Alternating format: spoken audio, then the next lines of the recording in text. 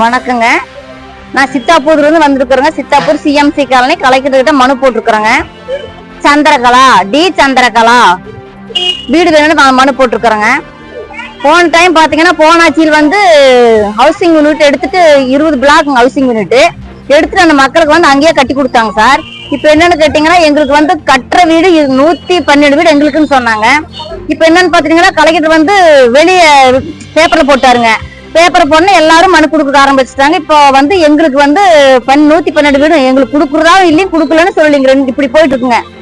என்னன்னு கேட்டீங்கன்னா எங்களுக்கு வாழ்வாதாரம் அதுதாங்க. எங்க வீட்டுக்காரர் இருந்து எல்லாம் பிறந்து வளர்ந்தது எல்லாமே நான் பரம்பரை அங்கதாங்க.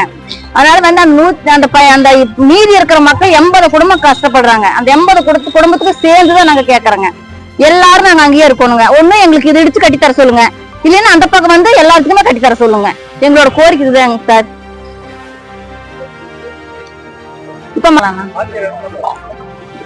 வந்து 5 லட்சம் ரூபாய் கட்டுவீங்கன்னு என்ன கேட்டாருங்க. நான் சொன்னாங்க லோன் போட்டு கொடுங்க சார் கட்டுறேன்னு சொன்னாங்க. நாங்களும் தாழ்த்தப்பட்ட மக்கள் தாங்க சரி, எஸ்சி அணையில் வந்தவங்க தானே சரிங்களா. நாங்க வந்து வசதி வாய்ப்பு கிடையாதுங்க. நாங்க வந்து அந்த குப்பை அள்ளி சாப்பிட்டாதான் நாங்க சாப்பிட முடியுங்க. நாங்க வந்து எல்லாரும் கார்பரேஷன் வேலைக்கு தான் போறோங்க சார். குப்பை அள்ளி நாங்க சாப்பிட்டாதான் எங்களுக்கு சாப்பாடு, இல்லைன்னா எங்களுக்கு சாப்பாடு கிடையாதுங்க. நாங்களாம் ரொம்ப தாழ்த்தப்பட்ட குடும்பத்துல தான் வந்திருக்கிறோம் சரிங்களா. நாங்க தயவு செஞ்சு எங்களுக்கு கைய காலா நினைச்சுக்கும் போது எங்களுக்கு அதை கட்டி கொடுக்க சொல்லுங்க.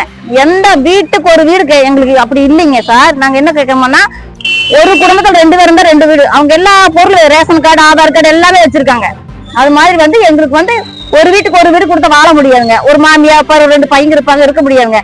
எங்களுக்கு ஏதோ 2 வீடு கொடுத்தா ஒரு வீட்டுக்கு 2 வீடு கொடுத்தாங்கன்னா நாங்க எப்படியே வாழ்ந்துட்டு போயிருங்க. எங்களுக்கு வந்து சிஎம்சி காலனி இடிச்சு அங்க கட்டி கொடுக்க சொல்லுங்க, இல்லைன்னா சிஎம்சி காலனி அப்படியே மாத்தி வந்து எங்களுக்கு கொடுக்க சொல்லுங்க சரிங்களா. 280 குடும்பம் பாதிக்குதுங்க சார். அதை 80 குடும்பம் பாதிக்க கூடாது. எங்க மக்கள் எங்க கூடய நாங்க யாரும் வெளியே போக அனுமதிக்க மாட்டாங்க. எங்க மக்கள் எங்க கூடயே இருக்கட்டுங்க.